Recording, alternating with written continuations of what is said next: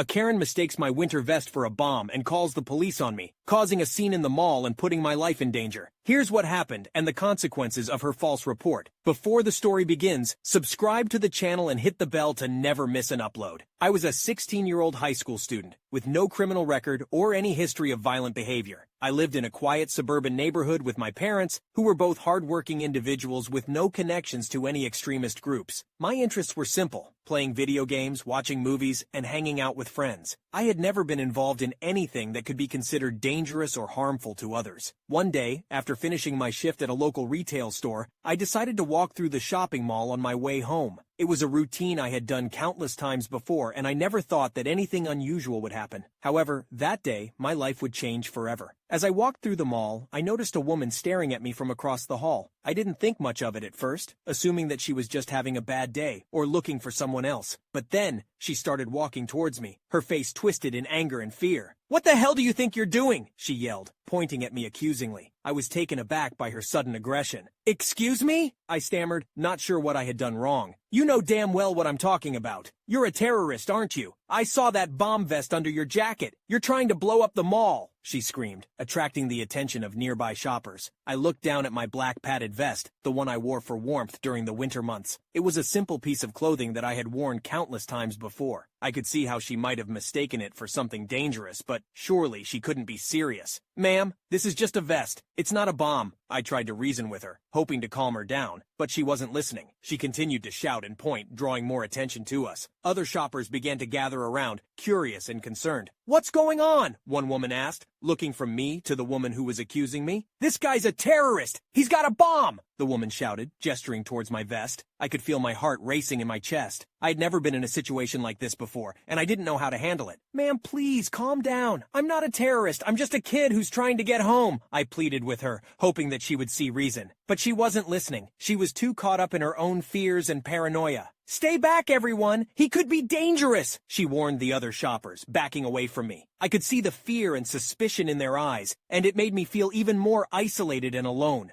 "Please, someone help me!" I cried out, hoping that someone would intervene. The woman wasn't finished yet. She pulled out her phone and began dialing 911, her voice shaking with fear. "Yes, hello? I need to report a terrorist at the mall. He's got a bomb vest on," she said, her eyes darting around nervously. I couldn't believe what I was hearing. This woman was calling the police on me, accusing me of being a terrorist based solely on her own misconceptions and prejudices. "Ma'am, please, you don't understand. This is just a vest. I'm not a terrorist," I tried to explain, but she wouldn't listen. "Stay back, kid. You're not going anywhere until the police arrive," she said, pulling out a can of pepper spray from her purse. I could feel the panic rising in my chest. What if the police arrived and saw me as a threat? What if they didn't believe me and arrested me on the spot? As I waited for the police to arrive, I could feel the eyes of the other shoppers on me. Some of them looked at me with fear and suspicion, while others seemed to be judging me for something that I hadn't even done. It was a feeling of isolation and helplessness that I wouldn't wish on anyone. Finally, I heard the sound of police sirens getting closer. I hoped that they would arrive soon and clear things up. But when they arrived, the situation only got worse. They came in full force, guns drawn and shields at the ready. I was surrounded by a sea of blue uniforms, all of them shouting at me to get down on the ground. I was terrified, not knowing what was going on. "Get on the ground! Hands up!" one of the officers shouted, pointing his gun at me. I complied, dropping to my knees with my hands up in the air. I could feel my heart pounding in my chest, my body shaking with fear and confusion. As I lay on the ground, the police pat me down, but quickly realized that I was not a threat. They checked my vest and determined that it was indeed just a piece of clothing. "We're sorry for the inconvenience, son," one of the officers said, helping me to my feet. "We received a report of a possible threat and we had to act accordingly." After a thorough investigation, the police were able to determine that the woman who had made the false report was Karen, a known troublemaker in the area who had a history of causing problems. The police arrested Karen for filing a false police report, and she was subsequently charged with the crime. "You know you could have caused a lot of damage with your false report," one of the officers scolded Karen as they took her away in handcuffs. "But I thought he had a bomb," Karen protested. "That's no excuse for putting someone's life in danger," the officer replied sternly. I watched as Karen was led away, still in shock from the whole experience. I couldn't understand why someone would be so quick to judge and so willing to put others in danger based on nothing but their own fears and prejudices. prejudices. After the situation had been resolved and Karen had been taken away, one of the officers approached me. "Are you okay?" he asked. I nodded, still trying to process everything that had happened. "Would you like to press charges against Karen for filing a false police report?" the officer asked me. I was not sure, so I replied, "I will let you know. I decided to consult with my parents, and we are now in the process of pressing charges. I will update this post when I get more information."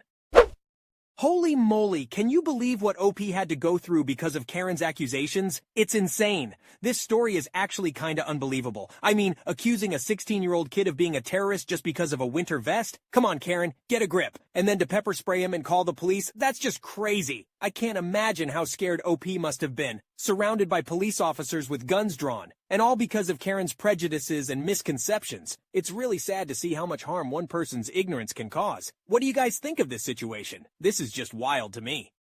A Karen tries to steal my wheelchair and take me away from my awful parents while I wait for the school nurse. She ends up shoving me out of my wheelchair and rolling it away before getting arrested for child abuse, drug possession, and assault. Here's what happened. When I was 9 years old, I had broken my right femur and a tibia in my left leg, with several bruises and an arm sling on my shoulder, all from an ATV accident my brother took me on, in which he flipped into a telephone pole. Anyway, fast forward about 2 months, I have full leg casts on both legs, one being bright orange and the other being black. I wanted to make the cast colors match Halloween themes, since I got my cast not a month prior, but was now just awkward in Thanksgiving and Christmas time. In school, I had to have somebody push me to my classes and the teachers could handle me there. Nurse would come and get me if I needed to use the bathroom or whatever, and the teachers were all around super nice, and I am so grateful to have them support me at that time. So one school day, sometime in late-ish November, the nurse was pushing me through the halls after I'd used the bathroom about 5 minutes after class had started, so the halls were empty. Midway to my class, the nurse had stopped pushing me. She got a message that a student upstairs was seizing again. The kid is all right now. He is actually a good friend of mine that just has episodes sometimes. And so she asked me to sit tight while she helped someone. Here I am, directly in front of the office waiting area where parents come to pick up kids. I basically just start counting the tiles on the floor or whatever when in comes the beloved entitled mom. The Karen walks up to me. "Hi there, princess. What happened here? An accident?" Me, sort of surprised by her presence. "Yeah, my brother wrecked the four-wheeler. Now I have some stories to tell if somebody asks about my scars." Karen displaying a horrified look. "Oh my goodness, what kind of parents would allow that? Your parents are awful. I'm gonna take good care of you." Karen then puts her hand on my good shoulder and I guess tries to calm me. I get very upset and very worried. "No, they're good parents. I love them and they take care of me. Don't ever talk bad about my family." I was a very polite child until someone talked smack about my parents. I would have none of it. Karen, clearly getting fed up after minutes of telling me of how awful of parents they are and that she could do so much better. "How about you just find out for yourself about how good a parent I am? I've always wanted a girl and your parents clearly don't care if you don't come back." This bitch actually pulls up the wheelchair brakes and starts walking me down the ramp towards the door. All the while I am yelling and hitting this bitch's hands. When I started yelling a lot, the lady got tired and just said, "Fine, if you're going to be such a rude brat, I'll just give this to my son." Bitch shoves me out of the wheelchair, my wheelchair, and rolls it back up the ramp as I sit there crying loudly about my legs. Eventually, a teacher came out of the room next to where I was dropped at and asked me what happened. I was bawling my eyes out and could barely get out a few sentences. "She ventilates took my chair," and pointed up. Eventually, the teacher wheels me a school wheelchair and takes me up the ramp, and we see the Karen with my wheelchair folded up in the lobby. When she sees me, she gives me an evil stare, and I felt fear that I still go to therapy for. When the teacher confronts the Karen starts yelling at us. "That little devil stole my son's wheelchair and rolled off with it. Not to mention she broke my kid's arm. I'm going to sue this school and that little whore."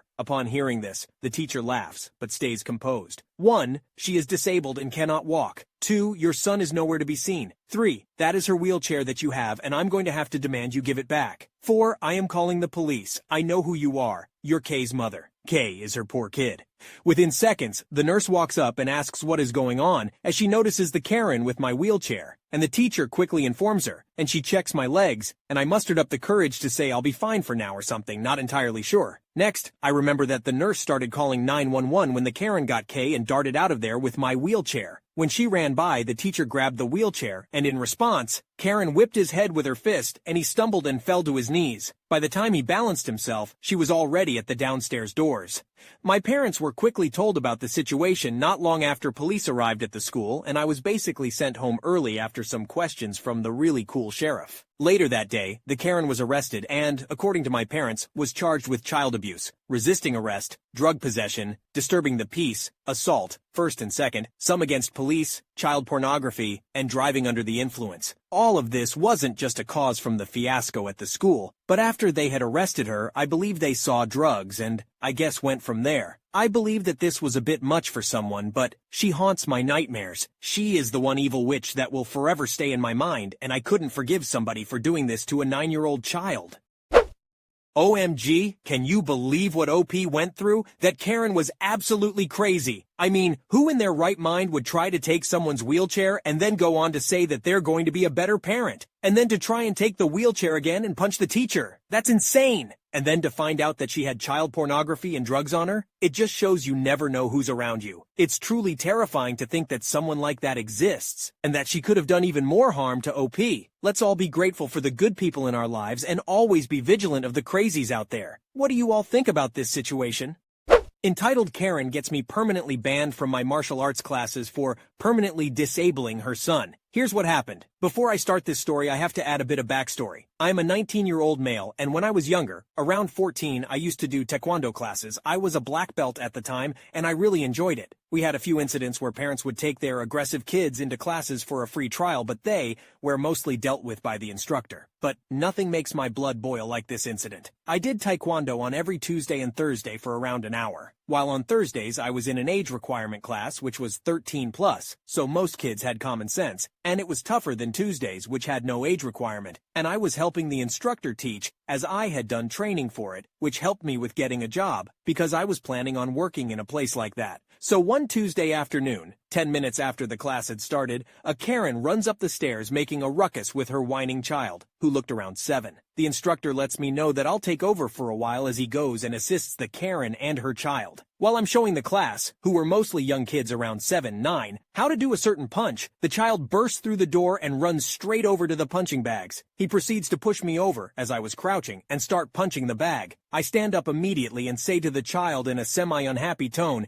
"Hey, you can't be doing that to others." He immediately stopped punching the bag and says, "I kid you not, fuck off, you cunt." I stare in shock at the kid who was younger than most people in the room that was using language that I wouldn't even use on my worst day. The child then skips away like nothing happened. While still in shock, I continue the class as I would tell the instructor after he returned about the incident. I look over to the child who was saying something to his Karen, which I assume was about me, while she was purchasing a uniform. She stops and looks over to me in pure disgust, then says something to the instructor who had a confused look. That's when another kid grabbed my arm and asked for my help with a punch. I gladly go over and help him to get out of that situation. About 10 minutes later, the child comes out of the toilets wearing a uniform with a wet stain on it already, which we can all agree on what it was, and he proceeds to start talking to the other kids about his Minecraft world. Luckily, the instructor overheard this and went over to tell the child to listen or sit out, in which he replies, "Fine." The instructor informs me that he will take over again, and I should put the punching bags back. I do as he says, and then go grab a drink and sit down while waiting for him to call for me in a demonstration, in which he does for a certain hair grab escape. After the demonstration, the class partners up, and does it with each other, in which the child comes up to me with the biggest grin on his face, and asks if he can be my partner. I reluctantly agree, as he pulls my arm while running into a spot, and he says he wants to grab my hair first. I knew exactly what he was going to do, but I gave him the benefit of the doubt. He then grabs my hair with his full force, laughs, and pulls me, in which I respond by kicking the back of his leg so he would fall over onto a mat. When he fell, he decided not to let go of my hair, but to pull me down with him, in which he had pulled some of my hair out. After that, I yelled at him saying, "Why in the hell would you do that?" When his Karen looks over and says to me, "You little shit, get the fuck off my son, you pedo." I start to stand up while holding my head, and the child starts yelling he can't feel his leg. The Karen comes and whacks me straight in the face with her handbag, as the instructor comes up and yells at us to get out, in which I grab my bag and walk out the door with a giant bruise on my face as I wait for the bus. A car pulls up to me, and it's none other than the Karen and her child themselves. Karen says to me, "You will be hearing from us very soon. My son is permanently disabled, and you will pay for all of the bills." She then grabs a full water bottle and throws it at me, then speeds off while her child is grinning at me. Fast forward a couple days later, and I receive an email from my Taekwondo class saying I'm banned from the place for badly injuring a child, and that I would not receive a refund for the rest of the year's classes.